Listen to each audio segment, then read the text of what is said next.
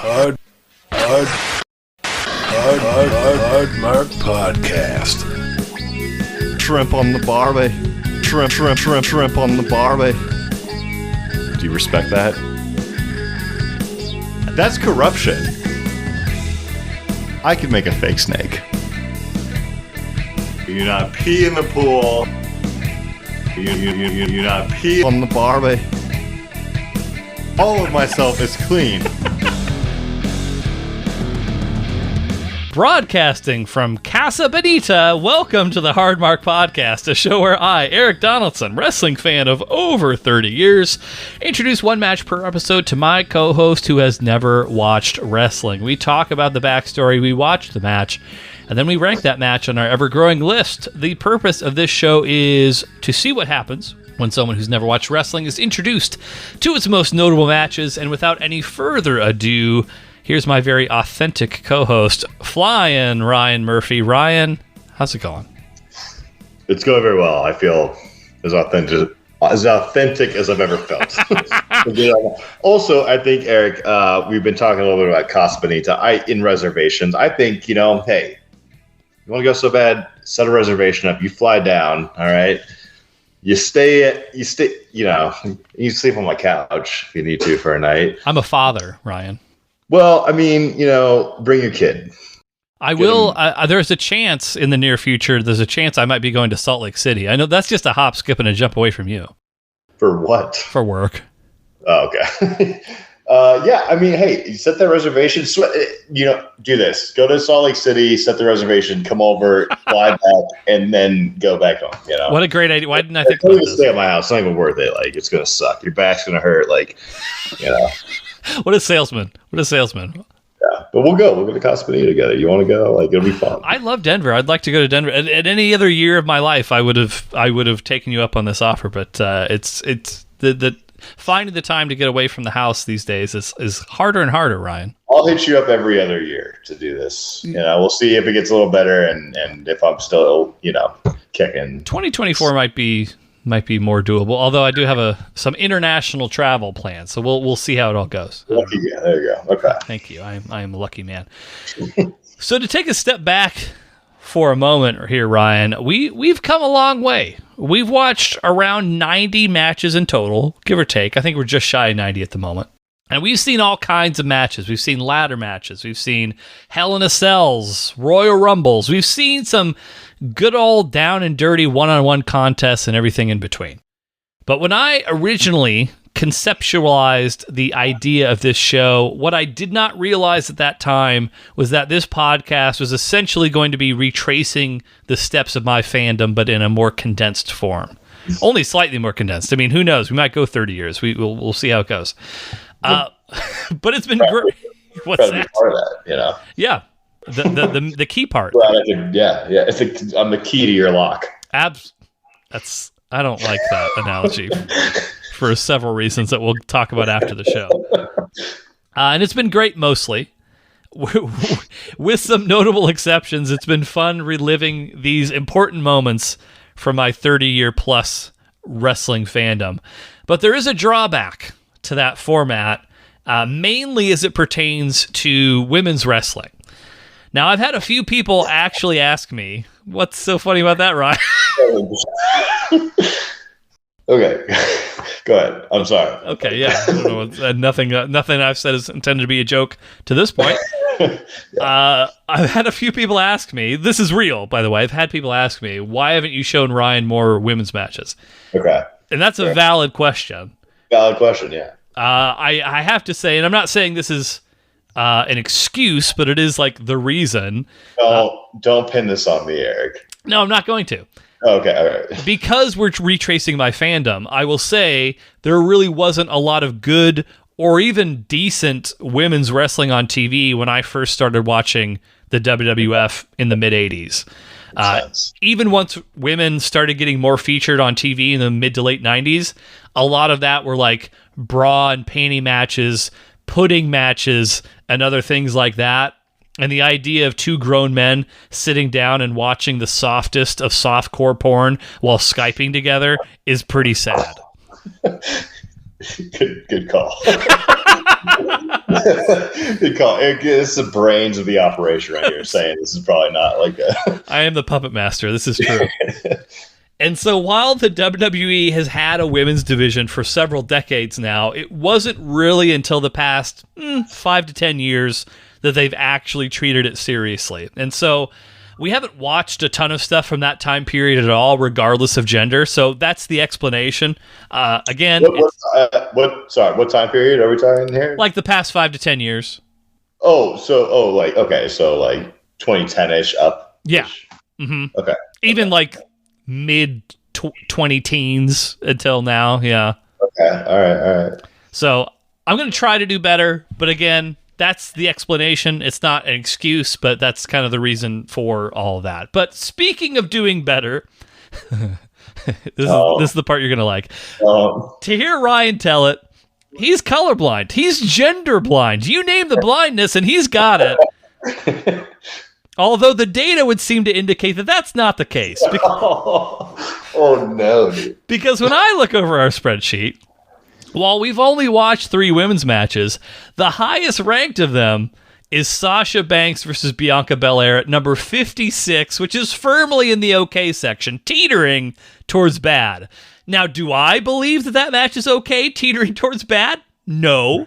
But Ryan did, and so he ranked it accordingly. I don't want to. You're making like a great rant here, right? You're doing your thing. But like, in all honesty, Eric, where do you put that? Where do you put that match? I mean, are you just being? Where do you put it? I would put it in good. I thought it was a good match. Oh, you thought it was good? I thought it was. So I put it a little bit in the other bracket. I wouldn't have put it as low as you did. Okay. All right. Hey, you answered the question. That's all I had. I'd have to look at the sheet to determine an actual number. But you had a great answer. I liked your solid, you know what you were looking.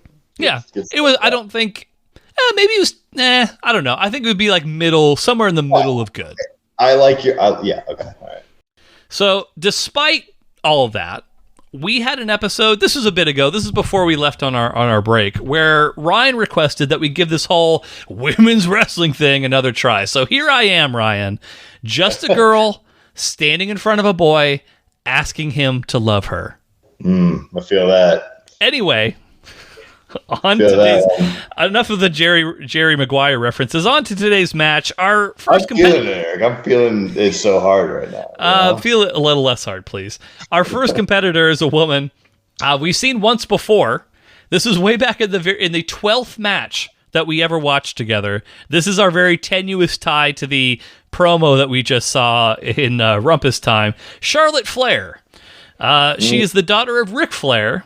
Now, it seemed a foregone conclusion that Charlotte, who is not a backstabbing, butt-sucking bastard to my knowledge, it seemed a foregone conclusion that Charlotte was destined for big things since her career began. And so that type of thinking, it often has its benefits.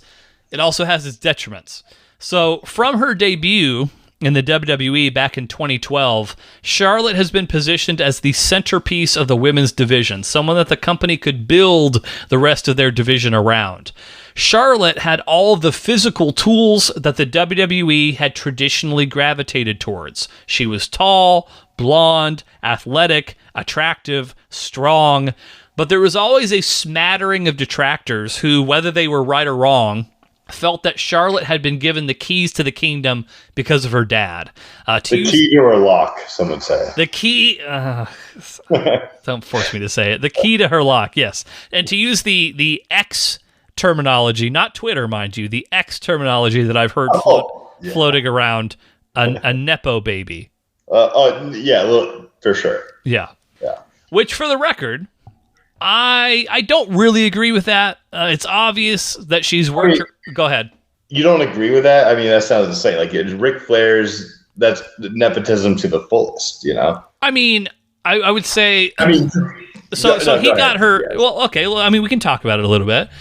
Yeah, I think absolutely the connection with Ric Flair is what got her into the door. If she sucked, I mean, this was back in 2012 that she broke into the WWE. It's now been over 10 years since then.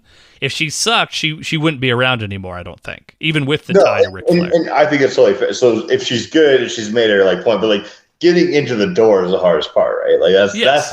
that's the nepotism key to your lock. Stop. I know that people can't see what you're doing right now, but Ryan is putting his two pointer fingers together to symbolize the key to the lock. I'm just making yes, doing finger things, but I'm making it like a good, like, I think you're right. Like, if someone can sustain that level of, like, you know, they're good and they're talented, great. Like, you know, but that's how a lot of people get it. It's a little nepotism. And it's okay. Like, you know, nepotism is always going to exist. Sure. You know?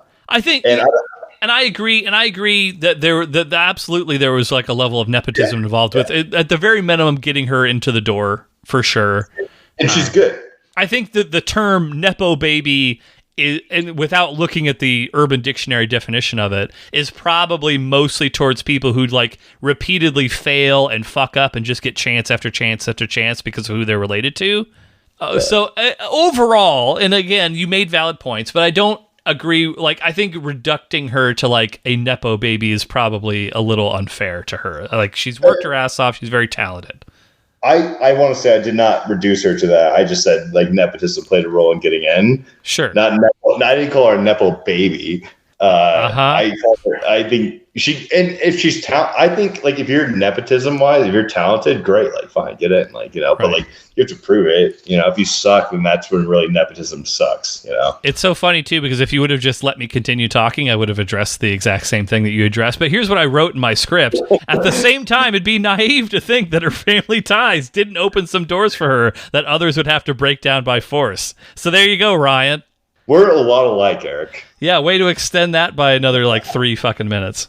So, generally speaking, wrestling has always had prominent families that were fixtures in the business. Before nationwide television was a thing, it was pretty successful for the most part. Local fans would see the next generation grow up and become stars over several years. And, you know, as a fan, you almost enjoyed seeing like, oh, that's such and such's kid. You know, now they're in the business, whatever. But since the national expansion of the WWF, any sons or daughters of famous wrestlers have usually had a rough go of things. There's a very fine line of wanting people to recognize the similarities to your famous parent, but then if you lean too much into it, people are going to call you a ripoff and point out that you're not as good as them. I would say overall, Charlotte has managed to make a name for herself and, for the most part, escape the sizable shadow of the Nature Boy. I think that's fucking great. Yeah. I think it's great. Like, fantastic. Like, if you can escape that shadow, fuck yeah. Like, you know, I just call it out. Like, you can escape your nepotism. And not everyone's been so lucky, especially, again, in the world of wrestling. But with all that said, that takes us to Charlotte's opponent in our match today, Becky Lynch. Originally from Ireland, Lynch was a veteran of the independent scene, having started her training way back in 2002, a full 10 years prior to Charlotte, despite being almost 1 year younger than Flair. How old is she? I mean, now, I guess, would work. Let me look that up. 35-ish. That sounds right. Okay. I just give her, that's fine. Yeah, you don't have to. Let me look. 36. So yeah, pretty spot on. Okay. But yeah, so she started training 2002, despite being just a year younger than Charlotte Flair. But the life of an independent wrestler is hard, doubly so for a woman. And after suffering a head injury that resulted in headaches as well as damage to her hearing and her sight, Lynch would step away from the ring in 2006 for a hiatus that would last 6 years. But eventually, she decided to give her dream one more shot, and she wound up being signed by the WWE in 2013. Immediately, she was saddled with a lame Riverdance-esque Happy Leprechaun gimmick. But over time, because she's from Ireland, you see, but over time, Becky began to incorporate more and more of her real personality into her character, and she began to win fans over. She also, alongside Charlotte, became informally known among wrestling fans as one of the Four Horsewomen, a group of female wrestlers who seemed destined to raise the bar of women's wrestling within the company. And as time went on, it seemed like that of those 4 women, Charlotte was the one that the WWE had the biggest plans for. She was being featured in high-profile storylines the most. She'd had a bunch of title reigns, and overall, she was just being positioned as the face of the women's division. Here's where Ryan's like, "Nepo baby." I'm soaking this in. Like a sponge, the human sponge. But whereas in the 90s, that probably would have been a recipe for success, like people would just like whoever you told them to like, wrestling fans over the past 10 years, they're a little bit more sensitive to that kind of thing. And due to it, wrestling fans are a little more sensitive to that thing. I guess you could say all fans are. Maybe wrestling fans are the shit. Yeah, maybe they're just like, they're the smartest fans in all sport. They're just like, damn, like you got a lot of stuff going up. And so to an increasingly large part of the audience, it felt like the hard-working Becky Lynch was being shoved aside in favor of the chosen champion, Charlotte Flair. So this situation would come to a head at SummerSlam 2018, where Flair and Lynch, both good guys, were put into a triple threat match for the SmackDown Women's Championship against then champion Carmella. So let's go ahead. We're not going to watch this whole match. We're going to see the very tail end of this triple threat match. Again, it's the champion Carmella versus good guy Charlotte Flair versus good guy Becky Lynch. Can I ask a question? Yes, you may. What made her, like you said, like she kind of came back and she had a... This is like interesting about the, wrestling environment. They put you as a character and then it always seems to like develop into like kind of themselves, over time. Yes. Like, what is she? What's her character? What is she like? When she's from Ireland, like what's her thing? Like, what does she bring to the table? Like, you mean originally or today? Either, I guess. I don't know. Like, so originally, I guess during this match, like, what does she bring to the table during this match? Or is this too early for her to? So her character would basically, like, this whole storyline that we're getting into now would be the foundation of what her character would become. Oh, so what it had? You're kind of seeing this play out over time, but at this, the little clip that we're going to see here, she was just kind of like a plucky good guy character that didn't have a whole lot of depth. Like, the only real thing I can say about like her character is that she would make like puns, like bad puns. Bad. I love like dad joke puns. But that's her character in this match. Like, we're gonna see kind of her, like, not the original. I don't know how many. Yeah, correct. She's not the happy dancing leprechaun lady anymore.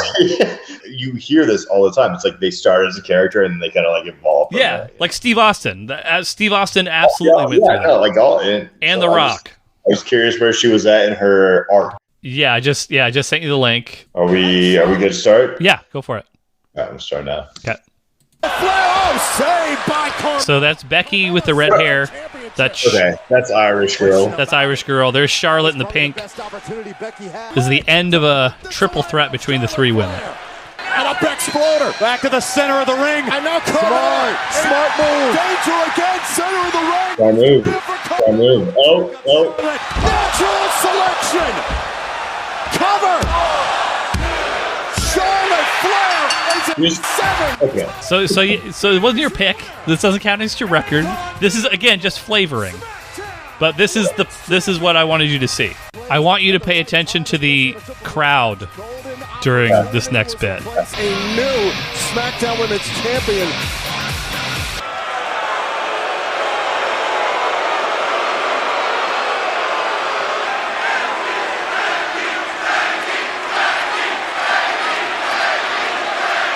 It was every woman for herself in this match, and Charlotte just took advantage. Oh, yeah. The camera angles are a little Caesar-ish, I would say. Yeah, I agree. Becky Lynch lost her golden opportunity to her best friend. Are they friends, though? They were until right now. Yeah. There is pure disdain in the eyes of Becky Lynch right now. I have never seen this look on Becky's face. Oh my God! Oh my God! Okay, so that's the Oh, now I can show. Yes. So basically what we just saw, so we saw the end of the match. Charlotte gets kind of a sneaky little pin on Becky. They hug, and like you could hear, I don't know if you picked up on this, but like everybody's booing. The crowd are all hugging? At the hugging part. Yeah. Because the fans are like, bullshit. Why should she be like congratulating Charlotte? Fuck Charlotte, yada, yada, yada. And so everyone's booing. And then when Becky hits Charlotte with the forearm, everybody's like, yeah, fuck Charlotte. But why are they on? Why are they on like her side? You know, like it's in Orlando. No. The Leprechaun clip was Orlando. I don't even know where that clip is that we just saw. But okay. The reason they're cheering is for the 10 minutes that I spent before we watched this clip. Charlotte was like, people saw Charlotte as someone who's getting handed a bunch of opportunities that maybe she deserved, maybe she didn't, but she's getting a ton of opportunities because she has the last name Flair. Prior to her like actually building her thing. I mean, she is somewhat established, but I think people were wanting Becky to get like a proper run. Like think about Mick Foley, right? People respected Mick Foley and like wanted to see him get like some sort of acknowledgement as being like the champion. People wanted that for Becky as well. People wanted Becky to like have a time in the spotlight that wasn't, that she wasn't having to share with somebody else. Okay. Yeah. And so even though she was like the bad guy in the storyline, people were still very much like cheering Becky and like, yay, Becky, boo Charlotte at this point in time. Yeah. So the company was desperate. The WWE was desperate over the next coming months to portray Becky Lynch as an irredeemable piece of shit. But the fans, they respected her guts. So as a result, they refused to boo her no matter what she did. So like what we just saw, that kept happening over the next like 3, 4, 5 months. Notably, these reactions seemed to shake Charlotte up, who at times she seemed confused and or upset at the negative crowd response that she had been receiving against Becky, with more and more fans bringing signs that would read, "Boo the Woo," which woo being a reference to her dad, Ric Flair, who would go, "Woo!" So "Boo the Woo" was basically fuck Charlotte. Yeah. So 1 month after the events that we just saw, Becky would beat Charlotte for that same championship, that same women's title. Charlotte offered to shake Becky Lynch's hand, which was then refused. 1 month after that, Becky would get herself intentionally disqualified when she struck Flair with the title belt, because that's a foreign object, Ryan. Yeah. So with both women holding victories over one another and still not having a definitive match to settle the score, we'd need ourselves a rubber match. That feud would come to a head at the WWE's first all-women's pay-per-view called Evolution. Some may say that the entire reason for this show was because the WWE's deal with Saudi Arabia didn't allow women to compete on some of those shows, but hey, I'm just a messenger. So the two would face off for the title at Evolution in Uniondale, New York, at the Nassau Veterans Memorial Coliseum. Damn. Mm-hmm. The match itself would be a first in WWE history, to my knowledge anyway. It would be a last woman standing match. So that means, Ryan, and this is the important part because I know how this tends to shake you up, there's no pins, there's no submissions, there's no count out, and there's no disqualification. Pardon me? Tap outs? No tap outs. No tap. Oh. No tap outs, no count out, no disqualification. There's only one way you can win. The only way to win is when your opponent cannot get to their feet after a 10-second count that the referee is administering. To their feet. Yes, to their feet. They're standing. Correct. That's some bullshit. You don't you don't like the premise of this match? I mean, no, I'm not hating on it. I just want to like understand it, so I can I need to see who's wobbling on their feet. Yeah, so if you knock your opponent down and they can't get to their feet, think of it like boxing. If you can't get to your feet after a 10-second count, then you lose. I don't understand boxing either, to be totally honest. Especially after the shot or two that you had. But and one other thing I'll mention too around the rules, if I hit you, Ryan, let's say you and I are having a last man standing match, which nothing would please me more. If I had you down, which of course that's how this match would end. If I had you down, if I like hit you or something, the count stops. Like it has to be separation between the two. 1, 2, 3, 4, 5, 6, 7, 8, 9, 10. match is over. Like, I can't keep beating on you and have that count. Eric, I don't think I could actually beat you in a wrestling match. I'm just like, I know I'm younger and I'm a lot more fit and I have just a lot going for me, but I don't think I could actually take you. I've been absorbing a lot of these moves for a long time. Huh? I've been absorbing a lot of these moves for a long time just through osmosis. I think if we got in a wrestling match, I think it would be really challenging to take you. Someday, Ryan. Get a pen. You're a wealthy guy, you know. I got a pond and a printer.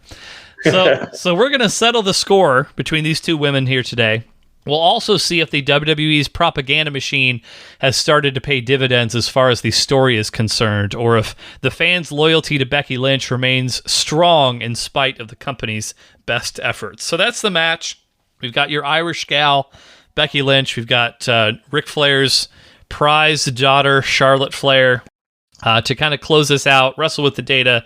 Ryan's record, 49 wins, dedicated to his favorite team, the San Francisco 49ers, 37 losses and a draw. And he's on a one-match winning streak, so congratulations to Ryan. Any questions, any clarification before we watch the thing? Fuck the 49ers. I appreciate that clarification. That is a good clarification. All right, well, we will be right back. We will watch Becky Lynch, Charlotte Flair, last woman standing at Evolution, and we will be right back. You win this match when your opponent cannot get up for a count of 10 for the first time ever on WWE. Last woman standing, Lynch, Charlotte, live. Chair after chair being tossed into the ring, and this is not good no matter how you look at it.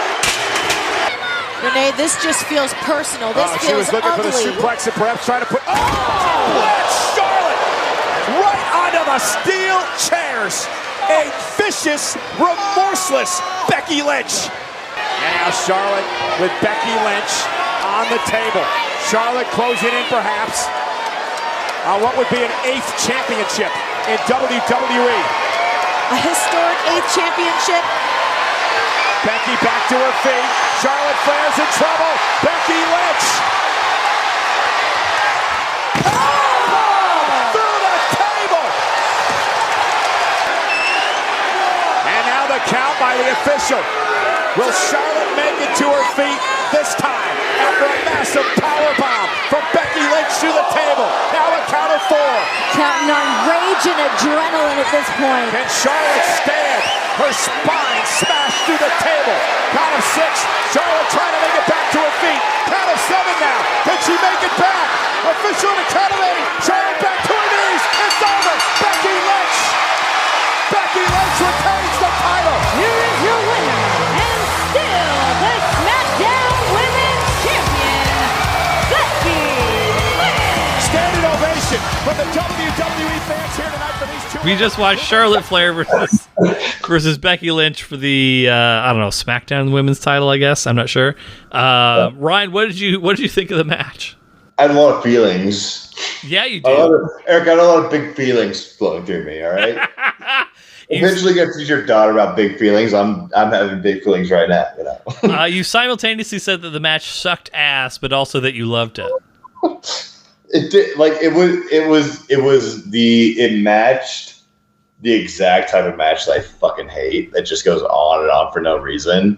Like, there's nothing like really there. But then also at the same time, like, I was so invested in this goddamn match that I don't even, like, I'm having a hard time describing where I put it, but like, yeah, I was very invested in it, but like, it just went a little long, and like, there was some bad shit, some good shit. I don't know, like, yeah.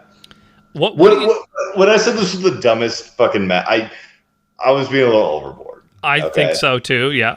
I was being a little overboard. It was a good match. I just it had bad characteristics, but it also had like some stuff I really like. So, yeah. How long is too long, would you say, generally speaking? It depends. Like, you can have a great match that's 30 minutes. You know, but like, it has to have the things in the match that make it great. You know, like, this did not have it. It was just like trying to do different stuff, and like, you know, like a lot of frustrating for me personally. I get that the refs are part of like this, or I get it, but like, it just pisses me off. I thought you might be annoyed by the whole like element of the last woman standing part. I didn't realize how much you were going to be picking it apart the entire time, though. I don't like that. I don't like that fight. I think that's one of the dumbest ways to win a match. But again, like it just depends on the match. Like I think you can have a great 30-minute match, or you can have a terrible 5-minute. It just depends. Like I just thought this one. Sometimes matches run too long. Like that just happens in wrestling, and I just And so you think this is one of those matches, then? Yes, I thought it was one of those matches. Okay, all right. Well, that's fair. Let's get into my notes. So we start things off with a little video package, kind of highlighting the results. Now, so we've already established in the history of this podcast that Ryan, not only is he a phony baseball fan, but he proved in this episode too, despite his love of the Irish lass kicker Becky Lynch, he's a fake Irish too, because he picked against her in the match and actually chose Charlotte Flair to win. I was looking at the data. And it did not steer me the right way, but I accept that loss. I do. But yeah, I loved her. I mean, but I just, you didn't love her enough to pick her. I didn't think she was going to win. That was obvious to me as we were. I did not think she was going to win. Yeah. So I was actually pretty like if I have any conviction in wrestling, that was one of the matches where I was like, I just did not think she was going to take it. Maybe I didn't know, but yeah. Yeah, we were. I would say we were especially chatty during the match. So I don't know how much of the commentary you picked up on. Not a lot at all. Yeah, same. I did write down this little blurb. So the Michael Cole, Eric's favorite announcer, play-by-play announcer, Michael Cole. He read supposedly a text or a tweet or something that Ric Flair had put together, which, as you read this out loud, absolutely does not sound like anything Ric Flair would ever say. Quote, "The most incredible female athletes are assembled at one time and place. This is a historic night for women of all sports, so proud and ready to enjoy evolution." Yeah, I have a feeling Nature Boy probably didn't write that. But either way. So, again, we kind of saw how the crowd was like anti where the company was going in the direction of, like, clearly they were positioning Charlotte to be the good guy, Becky to be the bad guy. But, like, the fans, even during this match, very, very pro Becky, very pro Irish. The fans were solid. I wouldn't say above or below solid, but they were solid. Yeah. I would agree with that. It seemed like you were kind of down on the match initially, but then really, I think for you anyway, where it escalated and where it kind of picked up. First, there was some kendo stick stuff, which I think you were appreciative that Tony Tate did not chase you around my garage. I give respect to good kendo stick hits, and those were good kendo stick hits. But then really, I think where they won you over, at least for the next little bit of time anyway, was when they were both throwing chairs into the ring simultaneously. Yeah. Had I known how they were going to actually use them, I would have been really disappointed in that moment. But like at the time, I was fired up with what they were doing. Like I loved it. Because you were talking about for every chair that they throw in, that's like another 5 spots on the list. Are you thinking back on it now? Are you now disappointed by the number of chairs that they threw in the ring? Yeah, I am. Oh, yeah. So it's almost like, it's basically a negative now, the number of chairs. I wouldn't say it's I didn't think it net negative. I still think they did a positive thing with the chairs. It's just like the way they used them was unfortunate, and it will hurt them in the ranking. Just so they're aware. Yeah. Then after kind of they throw probably a good 10 or so chairs into the ring, Charlotte grabs a table, but then well, I don't know about each. It was probably. I felt like they had like 18 chairs in there. That's what the number is. Okay, go ahead. I'll say it's 12. I'll meet you there. Maybe it was 10. Like, okay. Anyway, go ahead. But Charlotte Flair also grabbed a table as well, which would come into play for the ending of the match. There was other tables and other weaponry that was used, but that did happen at that point in time. We've got a T-bone suplex on the outside onto Becky by Flair. The first chair shot that Becky hit, maybe that's why you didn't pick Becky, because was it that first chair shot that soured you on picking Becky Lynch because it was a little on the weak side? The chairs? Pardon? When she threw it into the chairs? No, when she like hit Charlotte with the chair. That with the weak hair. No, that didn't have any effect on it. Okay. That was a terrible chair. It hurts the match in general. But that's not. Eric, if I'm nothing but if I'm not consistent, or however you need it. I understand. I am nothing if I am not consistent. Okay? Yes. If you throw a bad chair shot, you're getting docked points. One of the highlights of the match, maybe, I don't know, for me anyway. There was a point where Becky stacks up all the chairs, and then she's trying to do a move on Charlotte. Charlotte counters, and then Becky basically gets thrown, back suplexed onto the stack of chairs. Like, she basically folded up. The move itself was good. I don't know that the chairs was really necessary.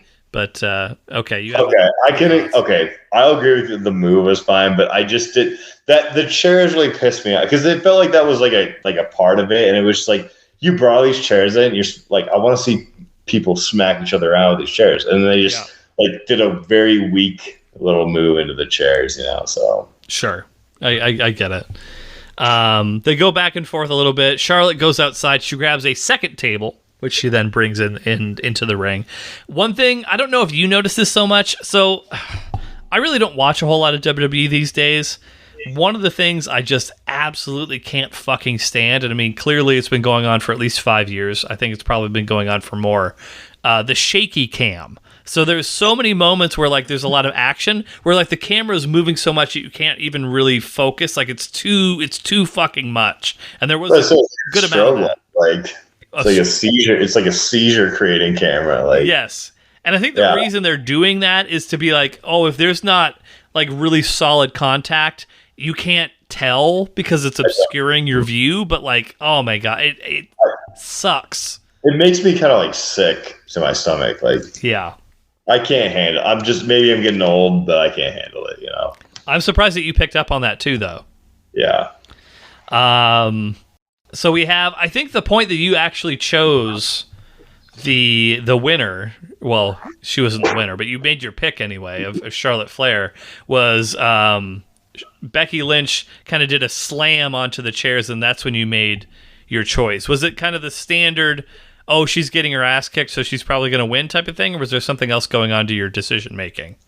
I thought she was just a little bit more involved, and I thought she was I thought they wanted her to win. Sure. And that was part of why I picked her. But she also threw up I would say they threw up a decent fight together, 50-50, in my opinion. Mm-hmm. I agree with that. I don't know who was going to win that match, but I just went with her. Yeah.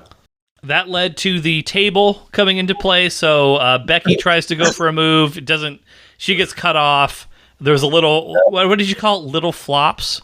We're not talking about the table miss, right? We're getting to that. That's the very next thing. But Becky's up top. I think she gets hit off the top rope, and then she just kind of crumples off the top. She didn't do it. I think you were hoping that she was going to go through the table at that point, but she didn't.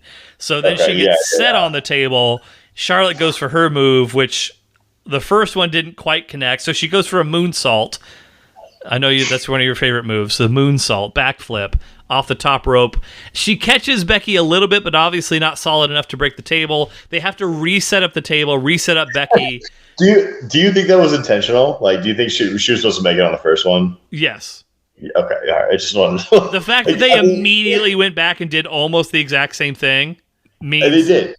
Yeah, means that basically, they fucked up. I just want to know in this that with her first flip, it takes balls to do a flip onto anything, I can't, even if you're just doing a trip, but she did it and she hit her, but she missed. Yeah. And then Eric, you're and I told you, I was what a shitty move. And you're no, dude, it's fine. It's a great move. You were really hyping it up. And then she went back and did it again. And then she hit her. But I'm just saying, Eric, that's not how that went. But okay. I think I may have actually been recording our conversation at that point in time, so I could probably go back and play it. Pull the flag out and review it. No, the only thing I said was she didn't miss. She didn't hit her the way that she wanted to, putting her through the table, but she didn't, it wasn't a whiff. It's not it was basically a whiff. She caught. She grazed her. I think she got the upper half of her torso on, but it wasn't centered on the table. You're being too compassionate for wrestling. That was a myth. Trying to help your pick out, Ryan. But she eventually did it. The second time was a charm where she did kind of a front flip through the table, and they both went through. Both women, oh man, it was a close one, Ryan, but they both got up at the count of 9. This is your opportunity to talk about the counting element of this match. I don't want to talk about the count. I'm done talking about it. They don't count ever until they want to count. It's like it's free game, and then when they count, they got like 10 seconds in between. So you want to say 10? It's 100 seconds. It's almost 2 minutes. You know, It's such an exaggeration. it's crazy. It's at least 3 to 4 seconds in between every second. It's at least 3 to 4 seconds. That's fair to say. That's okay. That's okay. I was exaggerating a little bit. Like it. I mean, I don't like the format of this match anyway. I hate it, actually. I hate this format. So the way the refs like judge this format was really frustrating, it on top of already not liking it. So that's why I'm like bitchy right now. I could tell. Yeah, no, we were in like really good moods, really good spirits coming out of the rumpus time. We were talking about this goddamn match. Like you figured out a way to dethaw your meat in a quarter of the time. And now everything's just gone to shit. So I don't know. But I mean, one thing that I thought was gonna get Ryan in a better mood, a ladder. We brought a ladder into the match. It did bring me into a better mood. Yeah. I agree. It did. I was happy for a second. I think so. Becky Lynch, overall beloved by this crowd for the most part. The only part of the match where she got any boos whatsoever, there's a point where Charlotte Flair grabs the ladder, she brings it into the ring, she starts setting up, and Becky cuts her off and like knocks her down or whatever. The ladder stands upright under its own power. What a fucking miracle. What was that? Like, I didn't know if that was like a fake thing or like if it was just sitting there. Like, I don't think that was like planned to happen. So the ladder, it was not set up fully. It was standing vertical, but the legs had not been extended out. So it was literally just a straight line. And then Becky sees this, and I think her first thought was like, oh, that's dangerous. That's just going to fall on somebody's head and like fuck us up. I'm going to shove it over. And then when that happened, I heard a very small smattering, but they were there of boo. Hey, that's because if you're a good wrestling fan, you love ladders. You know? Yes, you love ladders, and you want to see people get fucked up by the ladders. You want them upright and to like hurt people. You know? I would have booed Becky. Like, how often do you see a ladder just standing up under its own power? I might have fucking jumped on the fucking I might have like jumped the thing. All right. Eventually, we'll watch a match where that happens. Body slam onto Charlotte on top of the ladder. That may have been one of the most notable moves of the match, maybe. But then we've got some figure fours through the ladder. So, like, I don't know, Charlotte was trying to get Becky's legs through the ladder. I don't know how well it actually worked. It seemed like Charlotte just kind of got confused and started stomping on her either way. But, oh, yeah, here we go. So then they eventually brawl to the outside. Charlotte gets thrown into the ring steps. Ryan's favorite. You said that the ring steps weighed 18 ounces during this match today. I hate ladders. I hate them. It's like you got your trampoline mat, and then you got your 18-ounce foil ladders. You know, that's wrestling for you right now. Stop calling the steps ladders, first of all. You keep saying ladder. It's not a ladder. It's a step. Second of all, no, you're right. You're right. That's a bad call. They're steps. Yeah, I agree. Yeah. And second of all, if you ever fucking call it a trampoline ring again, I'm gonna hurt you next time I see you. I'm going to figure for you. I might even figure 8 you. I don't even know yet. Okay. But they brawl over to one of the announcers' tables, and then Charlotte's set up on it. Another ladder is set up, and then Becky climbs the ladder, leg drop through the table. Did you think that your girl was going to lose at that point, or were you confident at that stage? I was confident till the end. Okay. I know for a fact you were confident. So after Charlotte gets leg dropped through the table, Becky then takes a bunch of chairs and table bits and stuff and starts making a pillow fort over the top of Charlotte. And you were so happy. You're like, here's what's going to happen, Eric. At count of 8, she's going to get up. She's going to fucking beat her ass and da-da-da-da. And then as soon as that happens inevitably. Was I not mildly correct, though? Yeah, you were more than mildly correct. You were mildly correct. I mean, and then she threw the, like, table that was, like, didn't even hit her. it was like on the floor. Like some of the things that were being used to like stack on top of it were like not doing fucking anything. Yes. I give myself credit for that call. If nothing else. Yeah. So Charlotte's back up to her feet. She grabs the kendo stick now. She starts wearing Becky out with it. I think a fan almost got caught in the face with some of it, too. They were pretty fucking wild. Becky gets speared, gets tackled on the outside of the ring. I know at this point you were mad that the referee was not counting, but that's because Charlotte had a bigger idea in mind. She starts dragging Becky along. She sets up this other table. She puts Becky on top of the table. Charlotte climbs to the top rope. Becky counters. Powerbomb through the table. 1, 2, 3, 4, 5, 6, 7, 8, 9, 10. Charlotte is out. Despite, and you know what? I will even give you a little bone here. So Ryan, as he's watching this, there's a point where Charlotte is not standing upright. But she's getting off that like at the end? Yes. So after she gets powerbombed through the table, she is literally on her feet, but she's also on her hands too. And the referee keeps counting. It's a fucking wreck, this son of a bitch. Ryan was so happy about this that he was like whirling and twirling in his chair. He's like, I told you, that's my girl. And then meanwhile, as he's like going through this fucking rigmarole of like, I knew it, I'm the fucking man. I know everything that there is to know about wrestling. We never got to find out, Eric, because like the ref called it. And then the bell rings, and I just start laughing my fucking ass off as Ryan's like, yeah, fuck yeah, woo, I'm the man. And then his girl loses. I am the man when it comes to wrestling. All right, I know what the fuck I'm. Anyone wants to fuck with me on that wrestling match? I'll be there. I'll talk to you. I'll tell you like why I deserve to win. Don't fuck with him on this. And why I take a W on that match. Any thoughts? Any last thoughts? I have no thoughts. All right. Well, then let's rank it then. No fucking thoughts. I'm absolutely just. Well, infuriated, but I can.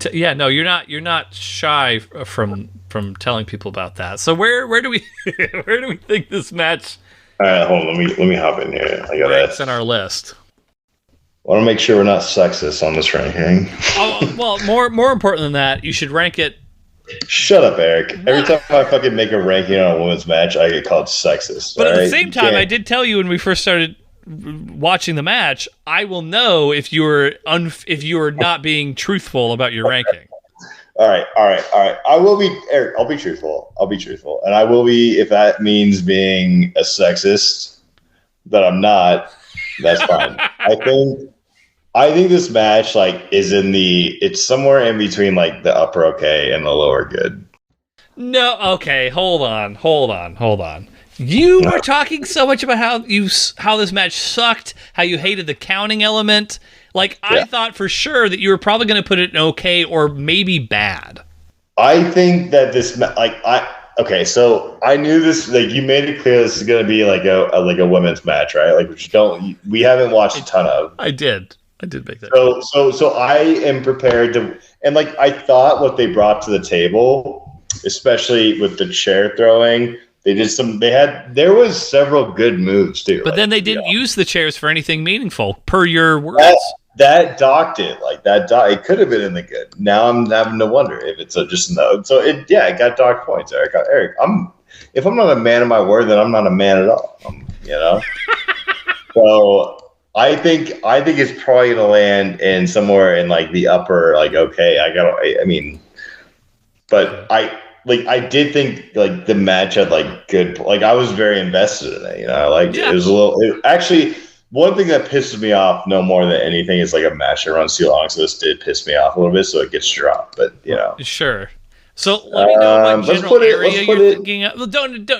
I hate it when you say let's put it number blah, because I know the whole idea of ranking these matches is that you're comparing one versus another. Okay, Eric, this is your fault because what you should have done when we started this is start ranking them by hey, this is a 9.2 or something. You should have done that. What general area are you thinking, sir? Mid okay. I'm thinking anywhere from 55 to 65. Okay, so okay. Oh wow, that's middle to lower. Okay, so 55. That was kind of a. You know what, Eric? Because I'm not a sexist piece of shit, I'm gonna put it at the high. I'm putting 55. Okay. Do you know what the current number 55 is, Ryan? Yeah, it's British Bulldogs versus Jack Foley and Les Thornton. Do you remember the most notable part of that match? Jack Thornton, Les Thornton. Jack Thornton. That's so Jack Foley is Mick Foley. He got his jaw broken by one of the British Bulldogs and couldn't close it for the good chunk of that match. He was just a jaw. Oh, well, then I put it 56. Rock versus Hollywood Hogan? Yeah. Yep. I put it 50. My bad. I'm sorry. I didn't realize this was. I don't see Jack Foley a lot, but like you're right. I'm not saying I'm right or wrong. I'm just providing context. No, Eric. I'm glad. Sometimes you call out shit that like needs to be called out. You know. The Rock versus Hollywood Hogan. It was WrestleMania 18, and well, I mean, you have your opinion. I have my opinion. that was a factual statement that I just said. But, either way. Okay, Didn't I say that? Okay, so quick amendment. Yeah. When I was going through so to be fair, I put together most of those notes well before we went on break because I thought we were going to watch that match earlier. Bianca Belair versus Sasha Banks was actually ranked 60, not 56. But you're putting this at 56, which is where I said that the last women's match was. So just a quick note for everyone to be aware of. Ryan will not rank a women's match above 56. God damn it. It's okay. Like, I think it's a fair, I'm not, it's not awful. It's not fucking trash. It's not bad. It's in the okay. Like, it's hard to get. Hey, you know what? It's hard to get into the good, great, and fucking amazing. All right, you have to really do something. You can't just throw chairs there and not fucking use them. All right, you can't have a match that could be 5 minutes turn into 25 minutes. All right, that's what I'm saying. Like, we'll circle back around to another women's match sometime in the future. I guess we'll. Good. I love women. Everyone who's ever had to say that, like, that it's genuine. So, Eric, that's why we go to Florida, all right? Because I love women so much. That's right. I love women's rights, like, the right to, be in Tampa Bay. I'm going to go fix Florida when I go there, all right? I'm going to fix Florida. I'm going to run for fucking Ron DeSantis' job. I'm going to fucking get it. All right, then everyone can get as many abortions as they fucking want, All right, Ryan's going off the rails. It's time, everybody, for Eric's Wisdom Tree. Let's end this before Ryan makes me edit more of the things that he's saying.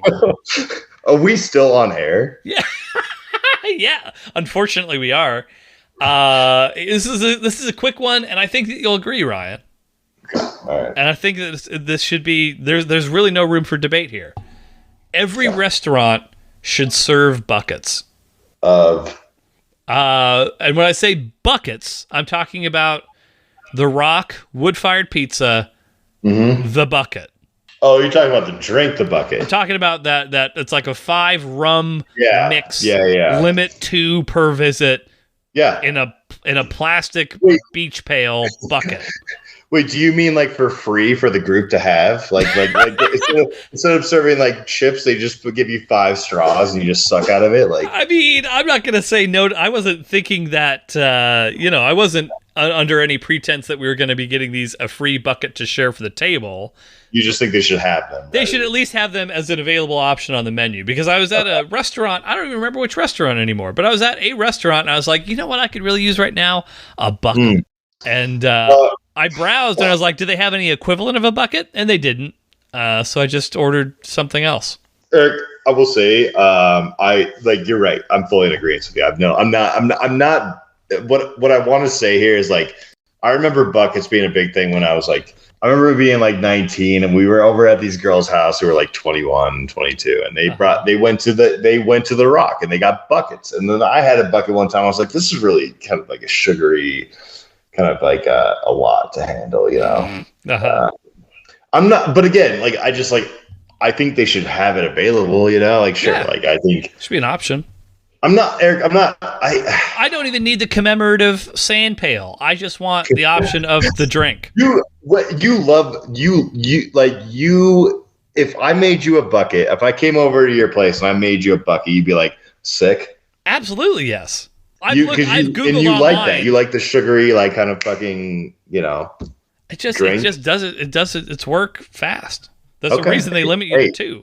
Eric, I really respect that opinion. I really do. Like, I respect it. I just didn't know. Yeah, I just didn't know what you liked. But you love buckets. Let's see. Can I find the bucket recipe online? Yeah, find the bucket. Can I say something though really quick too to add to your point? About restaurants. I think that every restaurant, like when you go to a Mexican restaurant, you're getting chips while you're ordering. Yes. Like I think every restaurant should have something like that. Whether it's like cheese sticks or like French fries or like whatever. Like they should just have a basket of it and they should serve it. I'm on board with that. Okay, Here we go. To make the Rock's bucket recipe, simply combine 1 bottle of light rum, 3/4 of a bottle of Malibu, 1/2 a bottle of spiced rum, and 1/2 a bottle of 151 rum in a large bucket. Oh shit! There's 151 in that. And then fill the remaining space with pineapple juice to taste. Jesus, it's Caribou Lou. Okay, I'll take. That's what a 151 pine. Interesting. Eric, next time I come up, I'm making Caribou Lou, and I'm going to drive home. When you come, what you do after you drink a Caribou Lou. Absolutely, everyone knows that. When are you coming to Seattle again? I might be up there in December. I don't know. It's kind of my plan. So, like, if I'm up there, I'll try to make my grandparents are moving too, so my parents are like, we'll fly you up. So I might be up there a couple of times, but I'll try to make a quick trip by your place and say what's up. So see the little lady. Yeah, I gotta see her. That's my goddaughter. That's true. That is in writing. So I gotta make a trip. I'm not like holding babies is a. You don't have to hold the baby. Eric, but you would trust me to hold the baby at least. If you asked to hold the baby, I would let you hold the baby. But I don't have to hold the baby. But you don't have to hold the baby. Okay, Eric, I really like that. That's not fuck it. Like, I always feel like obligated to hold a goddamn baby. I'm the same way. I don't like holding other people's babies just because I feel like. All right, good. I like your stance. I'm more confident about holding babies now that I have a baby, but I understand, especially for people that haven't had kids. It's daunting because you feel a lot of responsibility and pressure to not slip or drop. Well, it's mildly awkward too. It's oh, did I drop the baby's head too far? I'm just how is she old enough to lift her neck up? I don't fucking know. Eric, I appreciate that you're not making me hold the baby. I will see the baby. I will be like, hey, what's up? What's up? Yeah, bro. As it should be. All right. Well, we will not drop the baby. That's a promise. That's a Ryan promise right there. He will not drop this. My child. I don't want to drop your baby. That would be tragic. That's meaningful for you to say that. But I think that's it. We did another women's match dirty. I guess we'll wait another 20 episodes and see if Ryan comes to terms with his misogyny by then. But we'll be back. One quick question for you, Ryan. So you and I had talked about what match you would want to see. Okay. This was before the break. I'm sure you don't remember the conversation, which is fine. We talked about, and you said specifically, because I was like, what 2 wrestlers on our list would you maybe want to see wrestle against each other? And you mentioned Stone Cold Steve Austin and Mick Foley. Yeah. I mean, dream match for me. Those are my 2 favorite wrestlers. Which, as I thought about it afterwards, I realized we technically kind of saw that during the last time you were actually over. We watched the big Deadly Games tournament, and then they didn't go together though, one-on-one. Well, it was one-on-one, but that's neither here nor there. Were they really one-on-one, or was this a team? It was one-on-one. It was one-on-one for a little bit. Okay, Eric, just go on. Either way, so there's probably the 2 most notable matches between Steve Austin and Mankind. I'm not necessarily saying that this will be the next match that we watch, but the 2 most notable matches. One was a triple threat match. But I think the thing you could say about that one is both guys were at the peak of their powers. It was Stone Cold Steve Austin in full Stone Cold Steve Austin mode and Mankind in full Mankind mode. But it was a triple threat. Or there was a match between the 2 guys where they weren't, neither of them were quite fully as fleshed out, but it was probably a more fun match to watch. And it was a one-on-one. So if you had to choose between the 2, do you have a preference? Probably second. Okay, so the one-on-one match, not quite fully fleshed out in terms of what they'll end up being, but it's a little bit more of a fun match. Yeah, I want to see them. Okay. Yeah. right. Yeah. That's why I'll lean number 2. Yeah. I will keep that in mind. So again, sometime in the future, I will make your dream come true. I'm not saying it'll be the next. Eric, you always make my dreams come true. Whenever I come on this podcast, my dreams, You flirt. Well, if you're not hard, everybody get hard. Once you get hard, stay hard. That's all, folks. We'll be back. I don't know when. Sometime soonish. Probably, I don't know, a month or so. We'll see. But take it easy, everybody. 2 grown men sitting down and watching the softest of softcore porn while Skyping together.